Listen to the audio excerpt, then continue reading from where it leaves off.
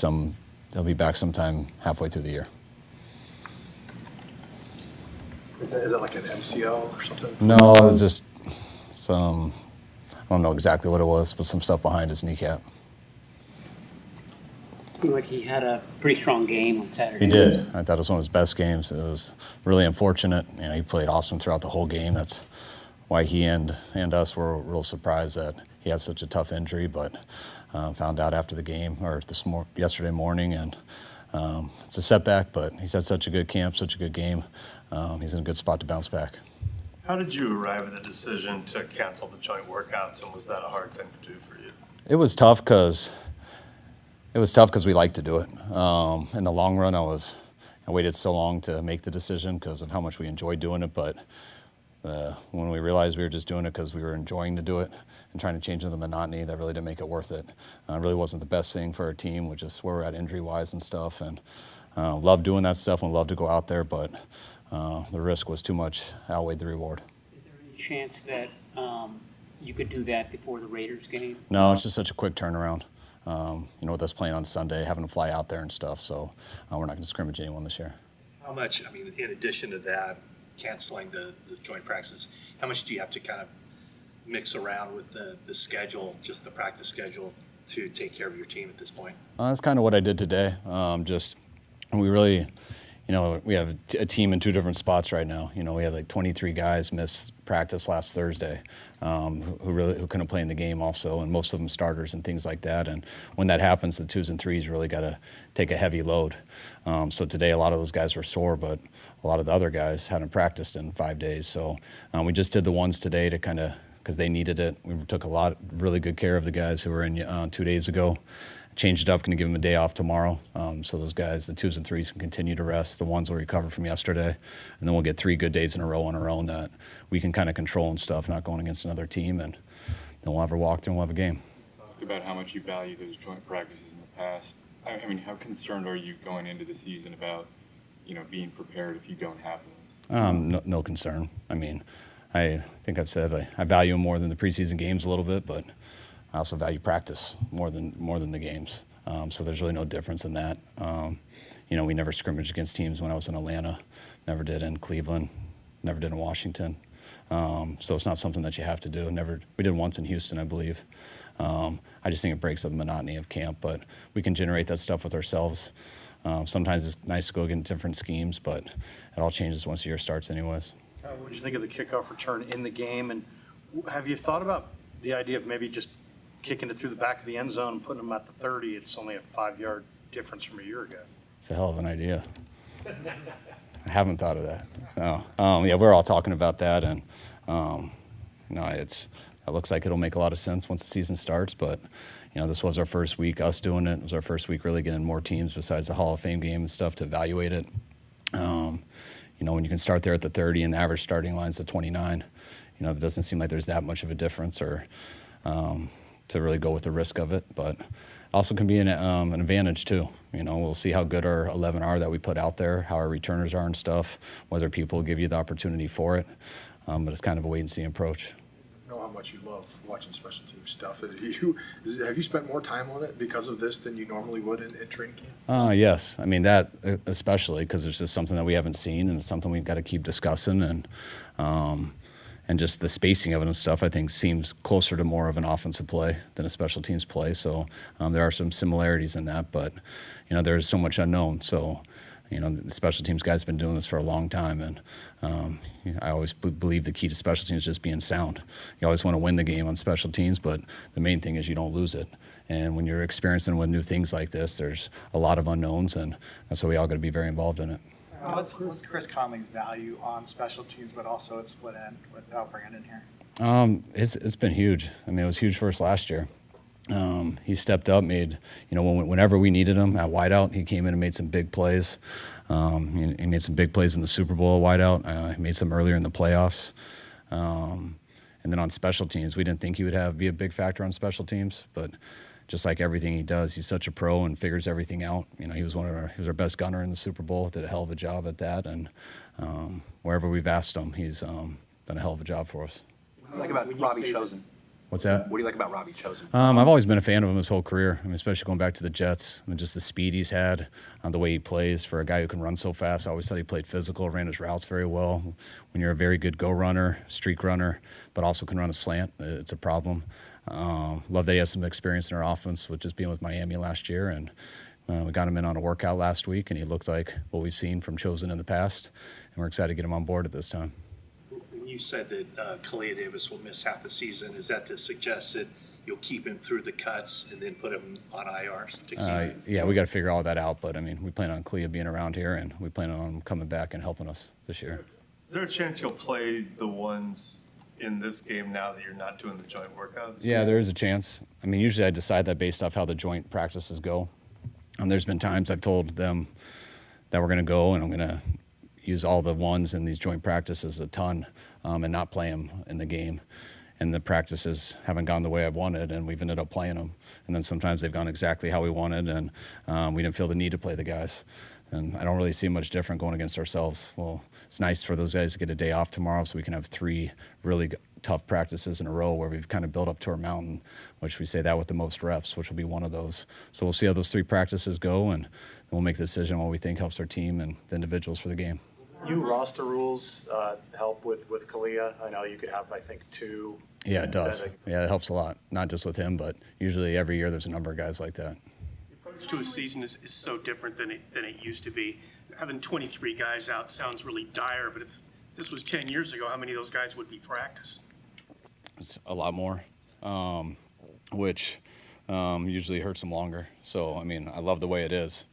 You want to push guys to get in because it's so important to, to build that callus and go through all this so they don't have to do it during the season. When you're having to need guys to build that on a Wednesday, Thursday, Friday, that doesn't always help for Sunday. So it is more of a challenge. It's nice that you get to keep 90 to the final cut so you don't have to mess around with that. And it helps so much more just being able to keep 16 guys on practice squad as opposed to the past. But we also don't go 2 practices in a day, which sometimes helps people, but sometimes when we used to go 2 practices a day, everyone was so tired and slow, it was harder to get hurt because no one could move that fast. So you've been on both sides, and definitely like the way it is now. I mean, it's smarter the way it is now, but there's some give and take with everything. Forster said last week that Pooney has been, though he thought he was going to be good, is the reason he was drafted, but he's a little better than he expected at this point. Is that in line with kind of your assessment? Definitely. I mean, we were excited about him right away, but, when you lose the 2 guys in front of him, who both started a lot of games last year, that, a guy gets thrown in there before you want to throw him in there. And sometimes that can make guys better, but sometimes when they get put in a position that they aren't quite ready for, you get overwhelmed, and it takes you a while to kind of get that confidence back. And he's been good since his first snaps. It hasn't seemed too big for him. He's gotten better each day in practice, and when you see that, you really want to see how it is in the game and see if anything changes. And he looked the same in the game as practice, so we're excited about that. What did you think about? Irvine was a potential time for Huff to come back. Where is he at in the recovery process? Yeah, he's going to see his doctor on Thursday to get his checkup, and we'll see where he is after that. And it's going very well. Hopefully, we'll get some good news on that, and we can get him back in practice sooner than later. What did you think about Isaac Alarcon's performance against Tennessee? He got a lot of playing time. So, he's been our second guy that we've had in that situation. And I think Alfredo never got in longer than the last series. And so he started the 3rd quarter. Jalen Moore got sick before the game, so we couldn't play him. So we were down just 1 more tackle. So he got a huge opportunity. He got a lot of playing time, some good, some bad. But the main thing was he got it on tape, got out there, and I thought he got more settled down as the game went. What do you think of Mustafa? He had a big play. You challenged it, and obviously I'm sure he was happy you did. I mean, I loved how he played. I mean, you could see how he did it on special teams. He had no hesitation. I mean, he's a hitter, but sometimes guys get in that first game and they slow down a little bit, and he was the opposite. And he showed up on special teams. He showed up on a 3rd and 2. They got to our middle 3rd player, which usually is at least an explosive, and he met him at 3 yards, which is huge. The goal line stand was an unbelievable play. We had a missed assignment, so we had no edge player. So he was actually the middle 3rd guy and just filled it real fast in a blink, and he knows how to hit, so it's nice the guy went backwards. Where's Braden Willis and George Odom today? George Odom had a baby, and then Braden was just sore from the game. I didn't know if he wasn't out there or not, but we weren't going to have him do any reps. You said that Brandon Ayuk is taking part in meetings. Is there anything that he's able to do or has done on the field, whether it's just, running routes with the quarterbacks or anything of that nature? Not with us. I trust Brandon knows what he's got to do for this year to get ready to play. I have a feeling he's finding a way to stay in shape and do those things. But there's a football shape element that I know he's eager to get back to, and us too. So hopefully we can get to that soon. But Brandon knows what he's got to do to be in shape for the season, and I feel confident he's doing that. Isaac Yiadom, I don't know if we've had an update on him. Where's he at? I think he's a couple weeks away, 1 week away. Forgot to ask. Ankle. Yeah, he rolled his ankle in a walkthrough last week, and they said it was going to be a couple weeks. Is this strange that this many guys are hurt at this stage, or is it surprising to you? I think we've been pretty fortunate the last couple of years. And that never stays.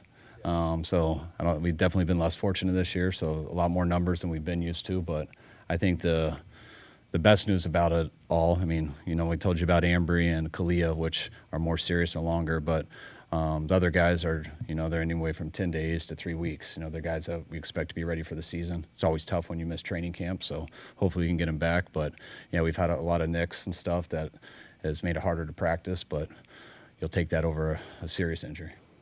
Feliciano, what's his timetable? He's day-to-day with that. I'm hoping. Oh no, he's not day-to-day. He's not coming back this week. Forgot to check before I came, but he's not coming this week. What's his thing? Just knee. Every time I say words, guys don't like them. So it's not an ACL, it's not an MCL, it's just knee soreness. Is that good for you? Is it irritation, soreness, doesn't feel right, and we're trying to give him time to get it better. With him not practicing and Burford not practicing, is kind of the onus on Pooney? Those guys. Is the door wide open for Pooney to take it if he can see? Yeah, definitely. Anytime somebody gets starter reps, it's always open. You don't just give it away and stuff, and but it's always an opportunity. And people get opportunities, and you see how they take advantage of it, and he's doing a hell of a job so far. All right, thanks, guys.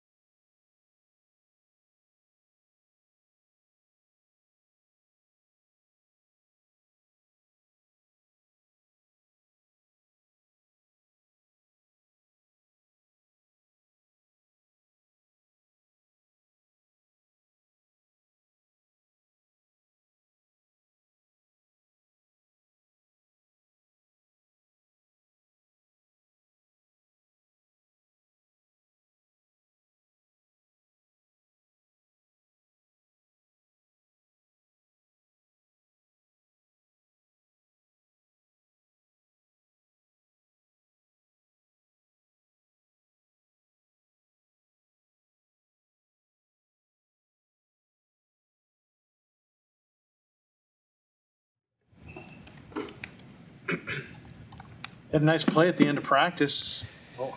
Take us back to it. Oh yeah. Actually 2 weeks ago, the offense had that same formation, and they had got me, but this time they had McCaffrey as the number 2 receiver on the weak side, because I was to the 2-man side. So they had got me earlier in camp where he like crossed my face. So this time I held my leverage, and then I mimicked Jacob's release, put hands, and then ran with him, and then I heard Fred yell ball from far, and then I went up and made the play. Kyle had missed 23 guys off of practice from last week, had to cancel the Saints scrimmages. Do you still feel you're getting good work in as a team with all the people that are missing? Oh yeah, for sure, because we all have the same intent, just to get better and get better each day. So we come with the intensity to work. As a corner who plays both inside and outside, what's your assessment of Renardo Green, who's trying to learn to do the same thing? Oh yeah, he's gonna be nice. I can't wait for him, for everything to slow down for him, because he already got the intangibles to be great. He just need more reps. Kind of how I was when I first came. Everything was kind of moving kind of fast, but eventually it'll slow down, and I know he's gonna be a playmaker. While you were talking, look forward to the joint practices. Were you kind of disappointed when you found out you weren't going down there? Oh yeah, I was very disappointed. We've been competing with each other for so long. I felt like being able to actually unleash that on another team would have been great for 2 days, and then play some in the game, and just get a little scrappy out there.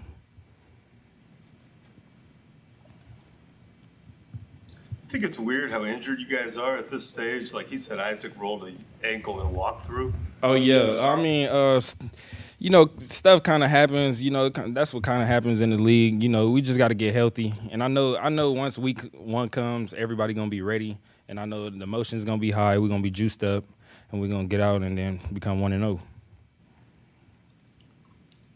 You're on your third different defensive coordinator in 3 seasons. What's the biggest adjustment for you guys? Even though, obviously you have an in-house replacement this year, what's the biggest adjustment you face just as a defense with the changes year to year? I feel like it's just us finishing. I feel like it was games that, we didn't start off fast, but we didn't finish real strong. So, the games that we lost, I feel like if we just finish in the fourth, keep our foot on people's necks, we'll be Super Bowl champions. You get the sense with Sorensen and Staley this year that that's something that you guys will be able to do and take that step this year? Oh, yeah, for sure. They always on us about the little things, and just the small details. Anything else? All right, thanks, Nemo. Appreciate you.